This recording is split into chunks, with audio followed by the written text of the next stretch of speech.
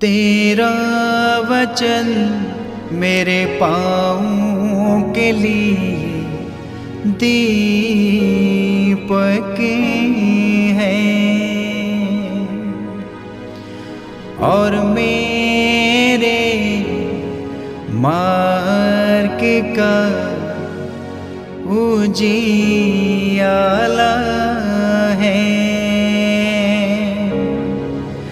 तेरा वचन मेरे पाँव के लिए दीपक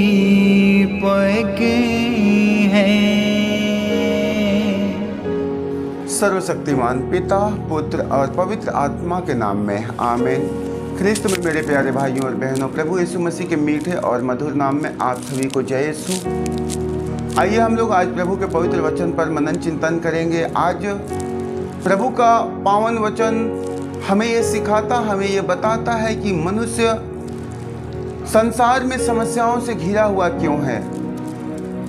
मनुष्य के जीवन में क्रोध, ईर्ष्या, बुराइयों का जड़ क्या है, किस कारण से वह धार्मिकता और भलाई से दूर भागता जाता है, परंतु दिन प्रतिदिन बुराई में, जटिलता में वह फंसता जाता है। आज हम लोग देखते हैं याकूब के ग्रंथ उसके अध्याय 4 पद संख्या 1 से 10 तक। आप लोगों में द्वेष और लड़ाई झगड़ा क्यों? क्या इसका कारण यह नहीं कि आपकी वासनाएं आपके अंदर लड़ाई करती है? आप अपनी लालसा पूरी नहीं कर पाते और इसलिए हत्या करते हैं। आप जिस चीज़ के लिए ईर्ष्या करते हैं उसे नहीं पाते और इसलिए लड़ते झगड़ते हैं। आप प्रार्थना नहीं करते, इसलिए आप लोगों के पास कुछ नहीं होता। जब आप मांगते भी हैं तो इसलिए नहीं पाते कि अच्छी तरह प्रार्थना नहीं करते। आप अपनी वासनाओं की तृप्ति के लिए धन की प्रार्थना करते। कपटी और बेईमान लोगों, क्या आप यह नहीं जानते कि संसार से मित्रता रखने का अर्थ है ईश्वर से बैर करना? जो संसार का मित्र होना चाहता है वह ईश्वर का शत्रु बन जाता है। क्या आप यह समझते हैं कि धर्म ग्रंथ अकारण कहता है कि ईश्वर ने जिस आत्मा का हम में समावेश किया वह उसको अपने लिए ही चाहता है, इसलिए वह हमें प्रचुर मात्रा में अनुग्रह देता है। जैसा कि धर्म ग्रंथ में लिखा है, ईश्वर घमंडियों का विरोध करता किंतु विनीतों पर अनुग्रह प्रदान करता है। आप लोग ईश्वर के अधीन रहें, शैतान का सामना करें और वह आपके पास से भाग जाएगा। ईश्वर के पास जाएं और वह आपके पास आएगा। पापी अपने हाथ शुद्ध करे, कपटी अपना हृदय पवित्र करे, अपनी दुर्गति पहचान कर शोक मनाए और आंसू बहाए। आपकी हंसी शोक में और आपका आनंद विषाद में बदल जाएगा। प्रभु के सामने दीनहीन बने और वह आपको ऊंचा उठाएगा। ख्रिस्त में मेरे प्रियो, आज प्रभु का पवित्र वचन कहता है कि संसार में मनुष्य के जीवन में उसकी अभिलाषाएं उससे संघर्ष करती, उससे लड़ती है, उससे युद्ध करती है और मनुष्य अपनी अभिलाषाओं, अपनी लालसाओं, अपनी इच्छाओं के सामने आत्मसमर्पण करता है। वह हार जाता है, वह हार जाता है। नतीजा बुराइयां उसके ऊपर हावी होती है और वह उसे पाप करने के लिए विवश करती है। प्रभु का पावन वचन कहता है कि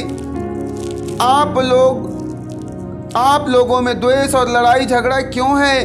क्या इसका कारण यह नहीं कि आपकी वासनाएं आपके अंदर लड़ती है? मनुष्य वासनाओं से भर करके अपने अंदर अंदर युद्ध करता है, लड़ता है, लेकिन नतीजा है वह अपनी वासनाओं के आगे विवश हो जाता है। इसलिए वह अपनी जरूरतों की पूर्ति के लिए, अपनी इच्छा पूर्ति के लिए लड़ता झगड़ता है, वह बुराइयां करता है।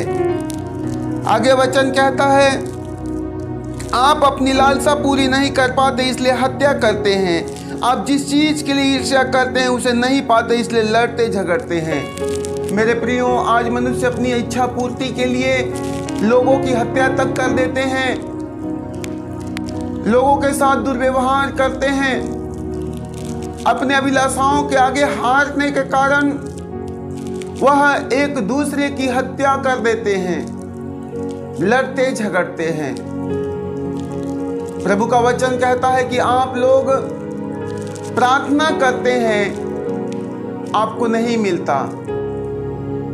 आप अपनी अभिलाषाओं की पूर्ति के लिए, अपनी लालसाओं की पूर्ति के लिए दुआ प्रार्थना करते, इसलिए वह सुनवाई नहीं होता।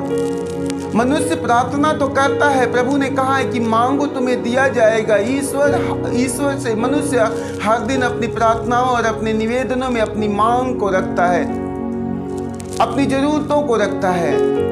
लेकिन बाइबल बतलाती है कि तेरी प्रार्थना इसलिए नहीं सुनी जाती कि तू अच्छी तरह प्रार्थना नहीं करता है। तेरी मांग इसलिए पूरी नहीं होती कि तू अपनी वासनाओं की पूर्ति के लिए ईश्वर से दुआ करता है। मनुष्य धन तो प्राप्त करना चाहता है, अच्छा सेहत, अच्छा स्वास्थ्य, अच्छी जिंदगी चाहता है, लेकिन वह स्वयं अपने व्यक्तिगत के लिए।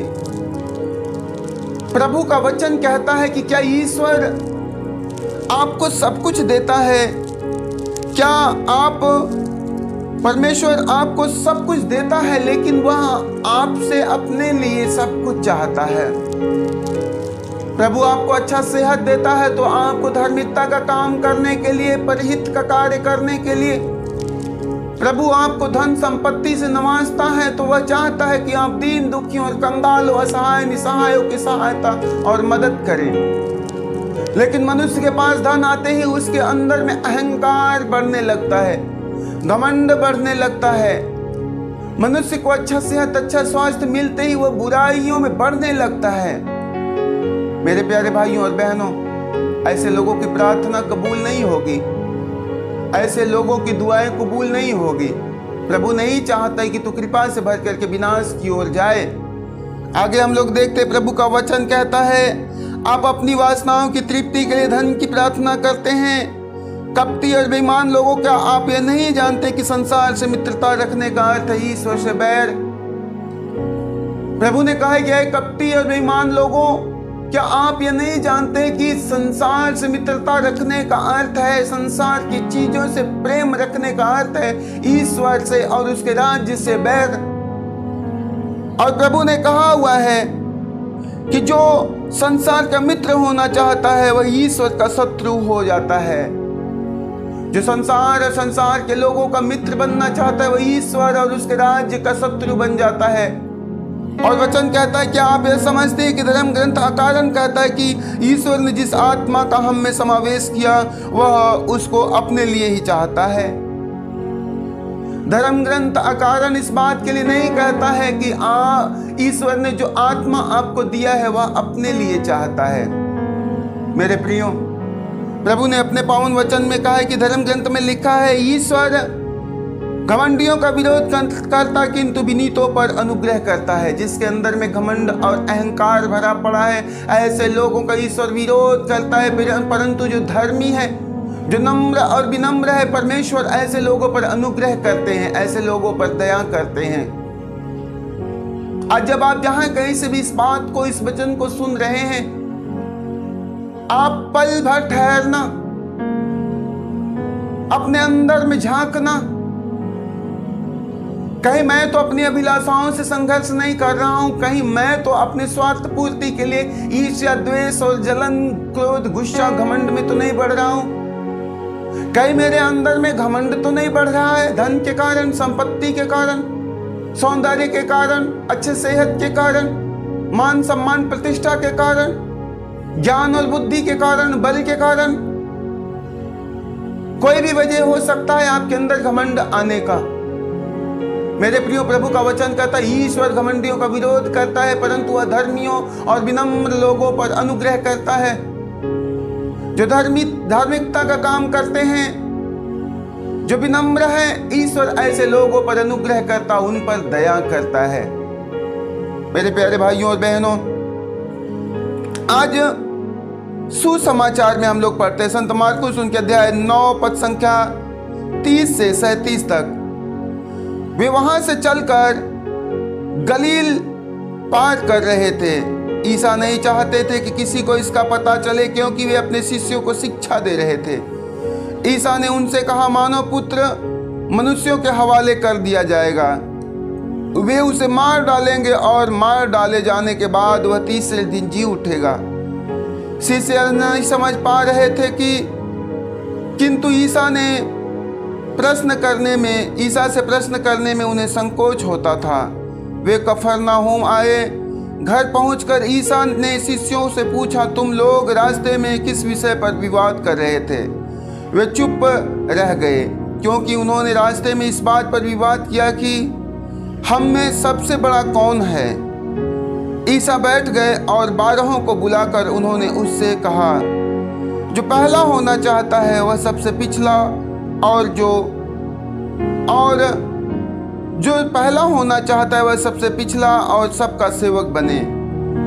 उन्होंने एक बालक को शिष्यों के बीच खड़ा कर दिया और उसे गले लगाकर उनसे कहा, जो मेरे नाम पर इस बालक में किसी एक का भी स्वागत करता है वह मेरा स्वागत करता है, और जो मेरा स्वागत करता है वह मेरा नहीं बल्कि उसका स्वागत करता है जिसने मुझे भेजा है।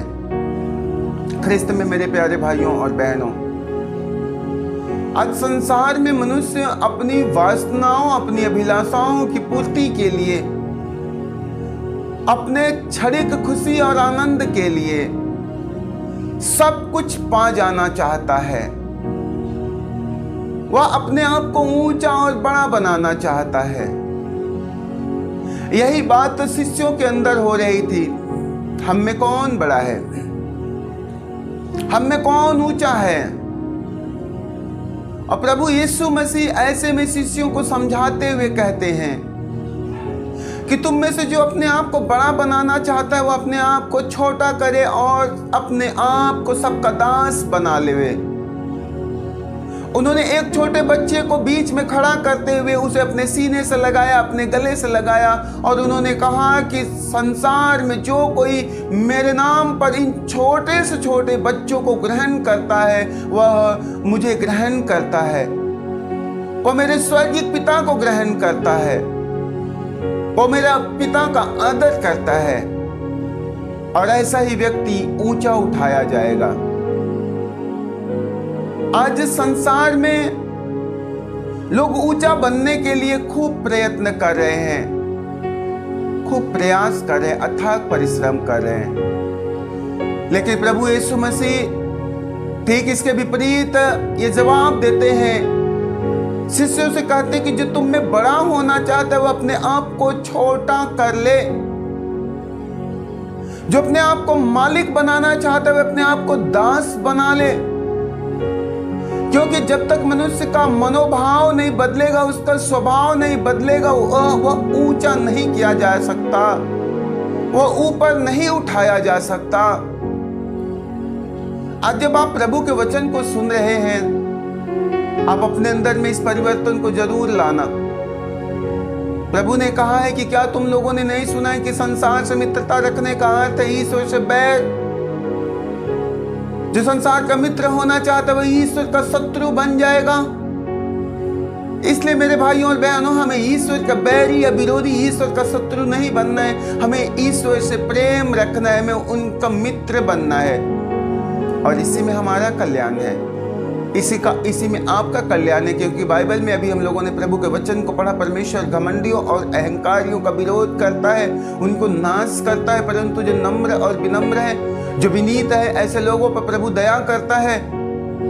और प्रभु यीशु मसीह मनुष्य के इस संसार के सभी प्रतिष्ठित, मान सम्मानित, धनी और घमंडी अहंकारी लोगों का खंडन करते हुए कहते हैं कि तुम में जो कोई बड़ा होना चाहता है वह अपने आप को छोटा और छोटा बनाए। प्रभु यीशु मसीह स्वयं ईश्वर के पुत्र थे, लेकिन उन्होंने एक दास का मनोभाव धारण किया और इस जगत में आकर क्रूस मरण तक आज्ञाकारी बने रहे, अपने पिता की आज्ञा का पालन किया। यही मनोभाव, यही स्वभाव प्रभु चाहते हैं कि हम और आपका भी होने पाए, हमारा भी व्यवहार यही होने पाए। हम एक दूसरे की सेवा करें, एक दूसरे की सहायता और मदद करें। मेरे प्रियो, हम लोग देखते हैं आज संत मार्कुस अपने शिष्यों को प्रशिक्षण के संबंध में प्रभु यीशु को एक बहुत ही सहनशील और दृढ़ व्यक्ति के रूप में चित्रित करता है। प्रभु यीशु उन्हें यह सिखाने की कोशिश कर रहे हैं कि मसीह और मानव पुत्र एक शक्तिशाली पराक्रमी राजा नहीं है, बल्कि वह एक सेवक है जो विनम्र बनकर सेवा करने आया है। इसलिए वह क्रूस पर अपनी मृत्यु तक शासकों द्वारा सताए जाएंगे और उनके साथ दुर्व्यवहार किया जाएगा। फिर भी शिष्य प्रभु यीशु के मुक्ति विधान को मन और हृदय से नहीं समझ सके। उन्होंने आपस में चर्चा किया कि किसे पहला स्थान मिलेगा, और प्रभु यीशु उनके बीच एक मासूम बच्चे को उदाहरण स्वरूप लाते हुए और दिखाते हुए कहते हैं, जो पहला होना चाहता है वह सबसे पिछला हो और जो सबका सेवक बने। मेरे प्रियो, आज संसार में मनुष्य लड़ और झगड़ रहा है, और ऐसा ही स्वभाव शिष्यों के अंदर में भी होता है। वो इस बात पर चर्चा करते, हम में बड़ा कौन होगा, हमें बड़ा कौन किया जाएगा। और प्रभु यीशु मसीह बच्चे को सामने लाते हैं और कहते हैं, जो मेरे नाम पर इस बच्चे को स्वागत करेगा, अर्थात संसार के दीन दुखियों का, निर्बलों दुर्बलों का, असहाय और निसहायों का, अनाथों और कंगालों का जो स्वागत करेगा, जो उनकी सेवा करेगा, जो उनकी सहायता और मदद करेगा, वही व्यक्ति वास्तव में ईश्वर का योग्य ठहराया जाएगा, ईश्वर के राज्य के योग्य होगा। मेरे प्यारे भाइयों, मेरी बहनों, प्रभु आपका जाति, बिरादरी, धर्म बदलने नहीं, आपकी जिंदगी बदलना चाहता है। आज संसार में लोग एक दूसरे के बैरी विरोधी बने हैं क्योंकि उन्हें जाति, धर्म, मजहब से काम है, लेकिन वास्तव में उनको ईश्वर के प्रेम से या जो जनहित के लिए लाभकारी है उस कामों से उन्हें मतलब नहीं है, क्योंकि उनका घमंड, उनका एटीट्यूड, उनका अहंकार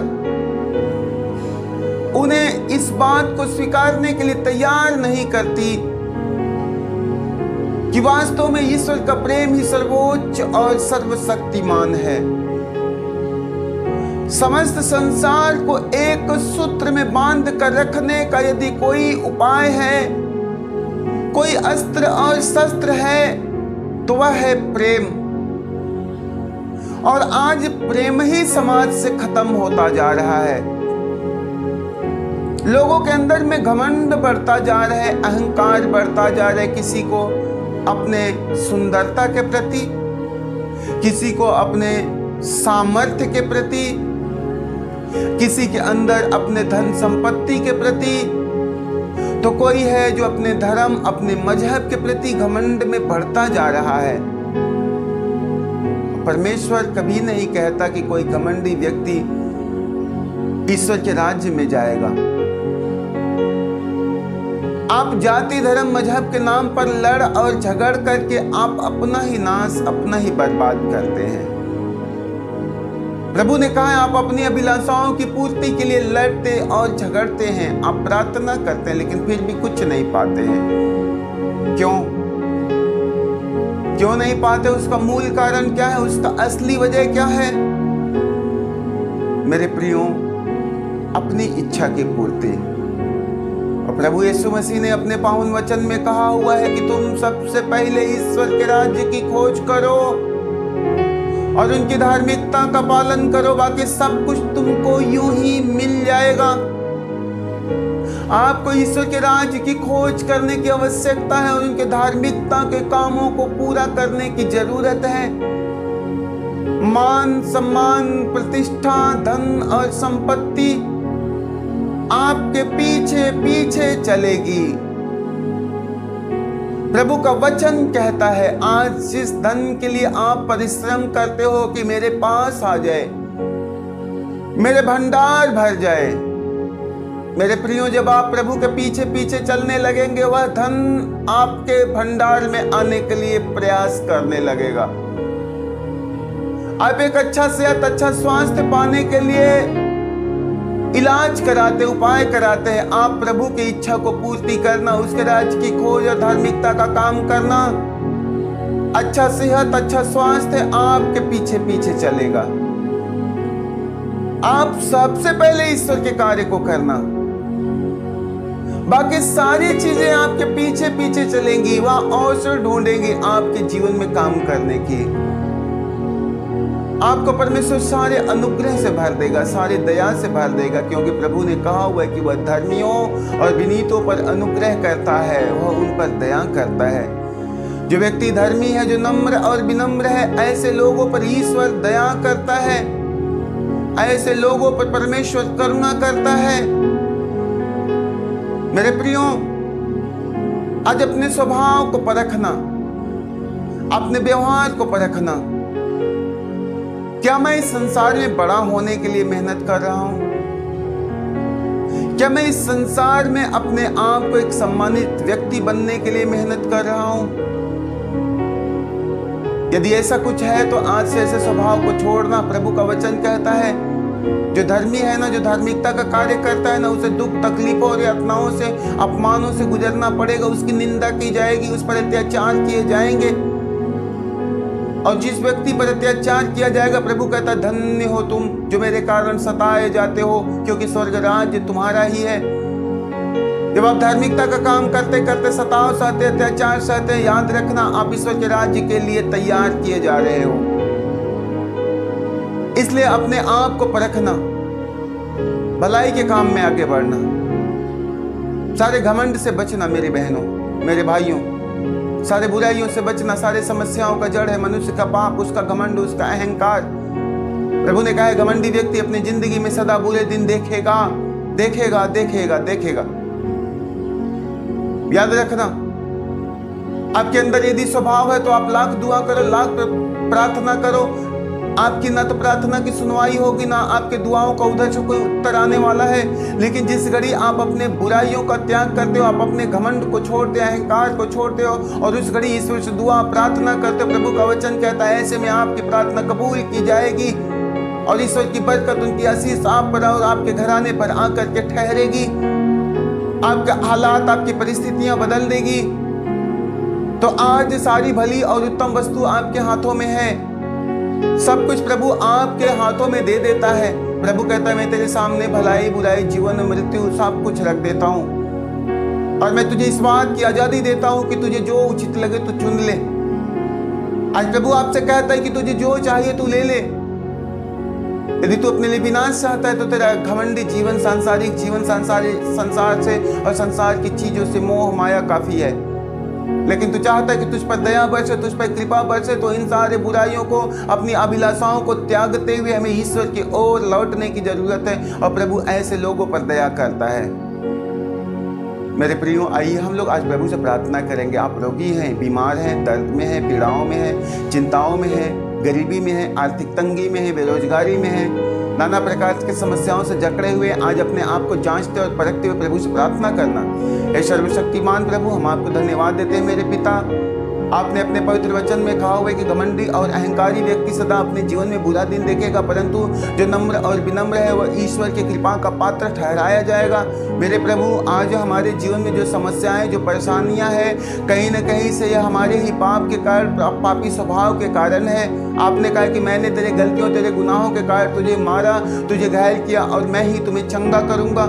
हे मेरे ईश्वर, आज हम मानते हैं प्रभु कि मेरे जीवन में विकट परिस्थितियां मेरे बुरे व्यवहार के कारण है, इसलिए आज हम आपसे अपने जीवन के सारे एक एक गलतियों के लिए क्षमा मांगते हैं। मेरे प्रभु, मैंने जीवन के आरंभ से लेकर के इस समय तक प्रभु मन वचन कर्म से, अपने आचरण और बोली व्यवहार से जितने पाप किए, जिस किसी को दुख पहुंचाया, ठेस पहुंचाया, मेरे प्रभु उन सारे गलतियों और गुनाहों के लिए हमें क्षमा करना। हमें अपने पावन आत्मा से भरना प्रभु, हमें अपनी शांति से भरना। हे मेरे ईश्वर, हम तेरे पवित्र आत्मा से भर करके प्रभु तेरे राज्य की खोज और उसकी धार्मिकता के कार्य करने में लगे रहें, जुटे रहें। प्रभु हमारे अंदर से सारी अभिलाषाओं को, सारी वासनाओं को, सारे लोभ और लालच को मारना प्रभु, और अपने पवित्र आत्मा के 9 फल और 7 वरदानों से हमारा अभिषेक करना पिता। हम जहाँ कहीं भी रहे प्रभु, तेरे भय में जिंदगी बिता सके हैं मेरे ईश्वर। मैं तेरी ज्योति बन करके संसार में जलूं परमेश्वर, और तेरा प्रकाश एक एक लोगों तक मेरे कारण फैलने पाए। आप हमें और अपने समस्त सृष्टि को अपनी शांति का माध्यम बनाइए। हम यही प्रार्थना करते हैं पिता, पुत्र और पवित्र आत्मा के नाम में मांगते हैं, आमीन। आप सभी को जय यीशु। तेरा वचन मेरे पाँवों के लिए दीपक हैं और मेरे मार्ग का उजियाला है। तेरा वचन मेरे पाँवों के लिए दीपक